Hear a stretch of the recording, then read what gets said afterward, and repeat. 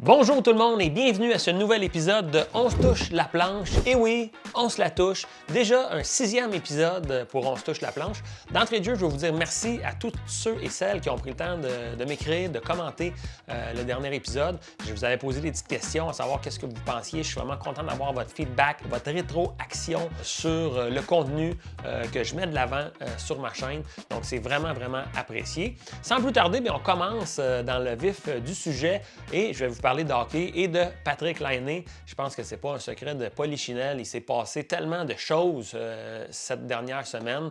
Évidemment, la blessure samedi soir passé, ça fait déjà même plus d'une semaine que Patrick Laine s'est fait décortiquer le genou par Cédric Paré.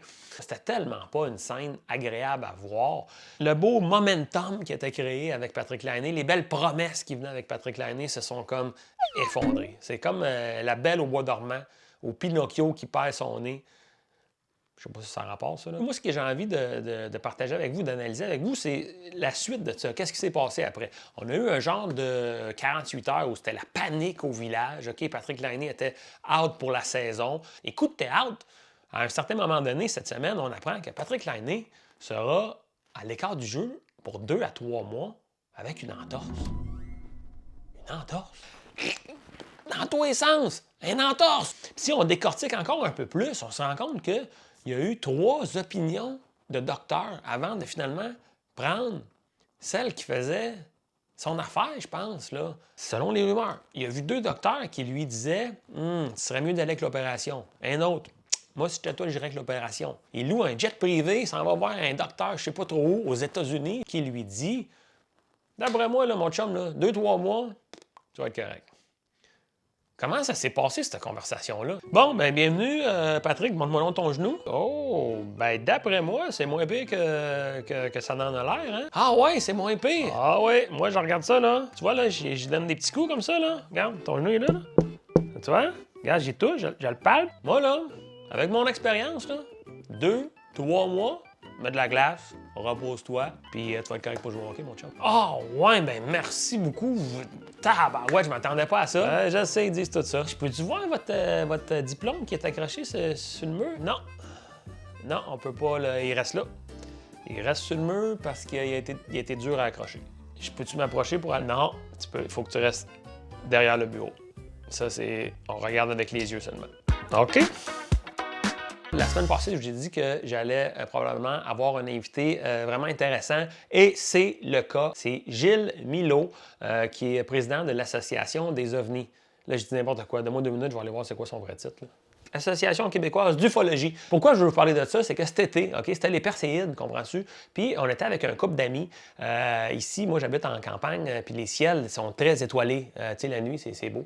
Et là, tout à coup, je me couche sur le dos, puis je me remets à regarder les étoiles. Tu sais, c'est tout le temps un beau moment. Je regarde les étoiles, tout à coup, là, je regarde ça, puis il y a une petite étoile, un objet, voilà, non identifié. C'est rouge, ça passe du rouge au blanc, ça tilt, ça shift, OK? Ça se promène de même, puis ça se promène, là, c'était pas normal, là, tu sais, puis il y en avait 2.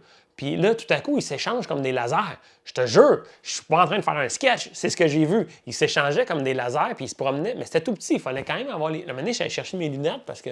Puis là, c'est encore plus clair, parce que, bon, ben, avec les lunettes, on voit mieux des fois, là. Pas des jumelles, juste des lunettes de vue, parce que ben, je fais un peu d'astigmatie. Ils s'échangeaient comme ça, Ça, c'était dans ma tête, les Puis ça passait du blanc au rouge, du blanc au rouge. Mais là, tu te dis, est-ce que c'est des satellites? Tu sais, tout le monde dit, ben oui, mais c'est des satellites. Mais non, c'était pas des satellites, tu sais, ça se promenait comme... C'était erratique, le mot que je cherche. Ma blonde était là, couple d'amis était là, fait qu'on était 4 individus à l'avoir vu.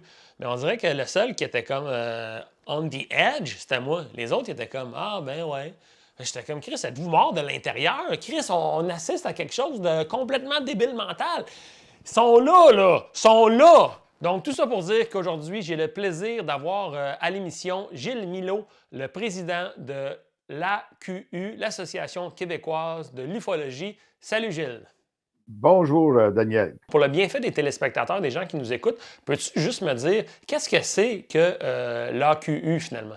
Moi, je me suis intéressé toujours jeune, j'ai fait de l'astronomie, puis c'est là on a vu des affaires bizarres, puis on se renseigne.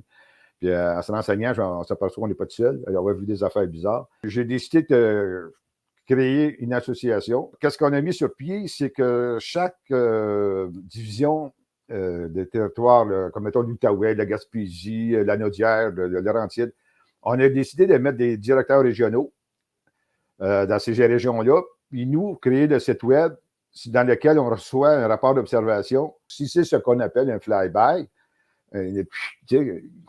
c'est passé, il n'y a plus rien grand-chose. Mais si c'est quelque chose de beaucoup plus intéressant, de rencontres de type rapproché, ou de choses mettons sur le sol, des marques, bien là, on se déplace. On a un groupe qui se déplace.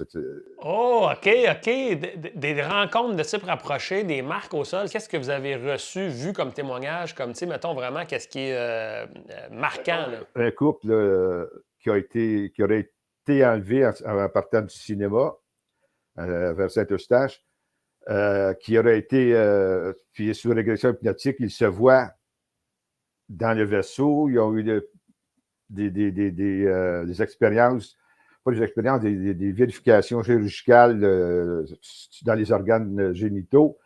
Elle, qui ne pouvait jamais être enceinte, elle subitement tombée enceinte. Mais par régression, Ça concorde. régression hypnomatique, c'est quoi exactement? C'est qu'on les met en hypnose et on les recule dans le temps. On les envoie mettons, au temps où ce qu'ils disent qu'ils ont vécu quelque chose. Parce qu'elle, la jeune fille, quand on est arrivé du cinéma, puis on a vu l'OVNI qui les suivait tout le temps jusqu'à leur village, à leur ville, elle est allée se coucher, mais une lumière intense est arrivée au deuxième étage dans la chambre. Je suis allé là, j'ai tout ça. La lumière intense, elle a eu tellement peur qu'elle a mis sa couverte par-dessus sa tête. Son mari dormait. Puis habituellement, c'est pas un dormeux. Le chien en bas capotait dans sa cage, il faisait tous les bords de tous les côtés. Et quand elle s'est réveillée, c'est fini. Mais c'est là qu'ils se sont fait enlever au moment de la lumière? Bien là, moi, par expérience, il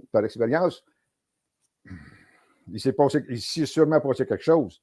Fait qu'on a, elle, puis c'est bizarre parce qu'on a en jasant, je suis devenu assez ami avec eux autres. Là. C'est elle qui nous a demandé, j'aimerais ça aller en hypnose, voir ce qui s'est passé dans cette nuit-là, parce que ça se peut pas que j'aille blackout demain.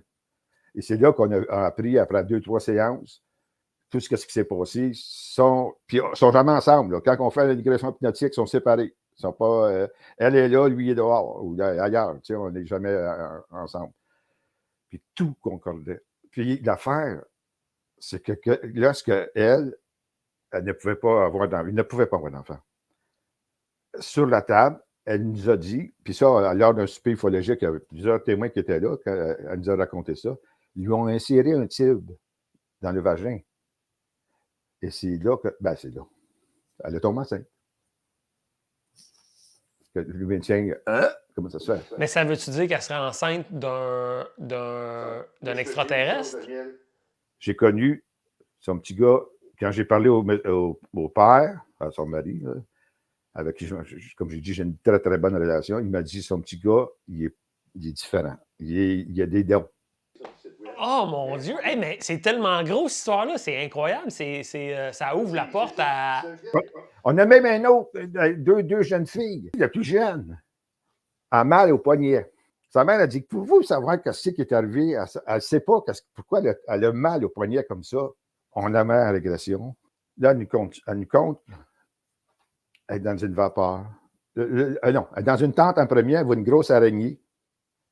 Là, elle se retrouve comme dans une vapeur, comme si elle flotte.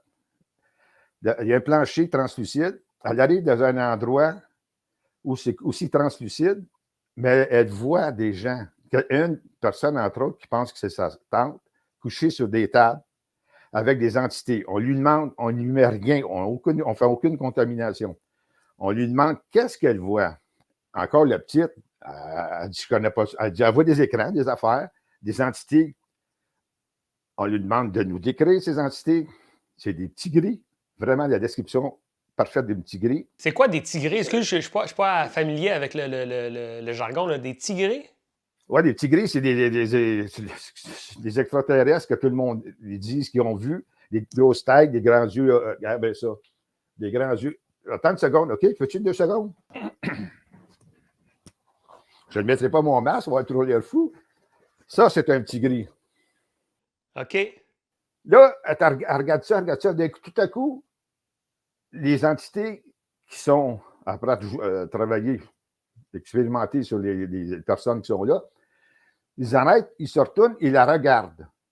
Elle a peur. Puis dans la vidéo, tu vois qu'elle a peur, puis elle en pleure, quasiment. Là, elle veut s'en aller. En arrière d'elle, il y a ce qu'on appelle un tigri, mais ce n'est pas un tigri, il y a des grands aussi. Et puis il y a un peu plus grand qui semblerait que ce soit les leaders, les chefs. Lui, il poigne le poignet. Fort, fort. Puis il l'attire. Elle ne peut pas avoir inventé ça. Elle a mal le poignet. On va dans la régression pour savoir comment j'ai fait mal le poignet. Puis elle nous conte une histoire d'enlèvement extraterrestre. La petite fille a 12 ans. Oh là là là! Hey, Chil, moi, je suis sous le choc parce que je pensais qu'on allait avoir une discussion soft, puis on est parti genre hardcore dans l'extraterrestrial. Mais après ça, j'ai une question pour toi. Peut-être que tu as une hypothèse de ça. Qu'est-ce qu'ils viennent faire sur la planète Terre? C'est quoi leur mission? C'est quoi leur but? C'est quoi qu'ils font? Ben, il y en a deux théories. Une qui dit comme quoi qu'on est comme dans un laboratoire. Eux, ceux qui souscrivent aux théories des anciens astronautes, les premiers hommes, les premiers hommes des cavernes, si tu veux, là, auraient été manipulés génétiquement. Et l'évolution de l'humain étant ce qu'il était, eux ont toujours resté dans le coin pour vérifier l'évolution, comment c'était, pour ne pas détruire cette belle planète, ceci, des ça. Je pense qu'ils n'ont pas réussi, en tout cas, ils n'ont pas trop réussi, là, à date. En tout cas, pour faire ça. Ça, c'est une des théories. Puis la fin de cette théorie-là, c'est qu'il ne permettrait jamais à une troisième guerre mondiale. Jamais. Fait qu'il se ferait, là, c'est assez, c'est vous fini vos folies, les terriens, là, on arrête ça, on roule, nous autres, on est les chefs de, comment dire, les leaders de la Terre maintenant, c'est plus vous autres. Mais ça, c'est grandiose, hein? Oui, c'est assez grandiose. C'est grandiose. L'autre théorie serait que ces êtres-là seraient nous dans le futur, qui reviendraient pour faire en sorte de changer quelque chose qui fait qu'eux sont devenus ce qu'ils sont devenus. C'est ça, c'est deux théories qui circulent, mais personnellement... Selon l'une ou l'autre des théories, ils ne nous voudraient pas de mal. C'est ça que je comprends. Non, non. Il y en a qui disent, c'est des démons, c'est des ci, c'est des ça. Wow, c'est plus là. Ça fait longtemps. Parce que c'est pas d'aujourd'hui, ça existe. Il y a des tableaux anciens qu'on voit un petit ovni, là, tu sais. En terminant, Gilles, avant qu'on se laisse, je veux juste aborder avec toi, on en a effleuré, on en a parlé, mais est-ce que tu penses que c'est possible qu'il y ait des extraterrestres qui vivent présentement sur la planète? Puis, tu sais, il y en a qui parlent d'intraterrestres aussi. Je ne sais pas aussi, j'aimerais ça parler de ça avec toi. J'ai déjà fait comment on dit ça, pas un discours, mais une présentation sur la Terre. On sait qu'il y a des gens qui vivent en dessous de la Terre, tu sais. Puis, non, moi, je dis, j'irais plutôt sur le côté au fond des océans. C'est l'endroit le plus mal exploré. Il y a encore des points qui n'ont jamais été vus, qui n'ont jamais été explorés. Et de plus en plus, qu'est-ce qu'on appelle les submarines, tu sais, les ovnis qui sortent de l'eau. Ouais. Ça vient, il y en a de plus en plus. Puis par rapport à ce que, tu sais, tu parlais, l'histoire de la femme qui s'est fait enlever, puis qui aurait possiblement un enfant qui aurait été, du moins de ce que je comprends, peut-être manipulé ou par les extraterrestres. Mais est-ce qu'il y a des extraterrestres qui peuvent vivre avec la forme humaine ou quelque chose comme ça, tu sais, par rapport à ça? Est-ce que c'est complètement du délire de penser ça? Hybride, oui, j'y croirais. J'y croirais parce que c'est facile. Il y a eu tellement de cas allégués d'enlèvement de femmes qui se tombaient enceintes sans avoir de relation. Fait que ce que j'ai vu, en gros, pour terminer, ce que j'ai vu cet été, c'était vraiment de la petite soupe en matière d'observation d'OVNI. Mais est-ce que c'était quand même quelque chose? J'imagine que c'était quand même quelque chose que j'ai vu. Oui. C'est la preuve définitive pour nous autres que des OVNI existent parce que tu prends pas... Mettons que tu as vu une lumière, poup, ça va là, poup. Non, il n'y a pas un facteur G, il n'y a pas personne, il n'y a pas un humain capable d'endurer ça. Là. Exact. Impossible. Tu sais? Fait que là, ça se promène comme ça. D'un coup, il y a une lumière qui arrive, il sort d'autres lumières de cette grosse lumière-là. Exactement. C'est pas une étoile, c'est pas un drone non plus qui fait ça. Là. Le drone, probablement, ne peut pas être si haut, puis t'entendrais... Non, puis c'était haut, c'était vraiment en haute altitude, là, très loin. Là, c'était on a plusieurs de cas comme ça, plusieurs.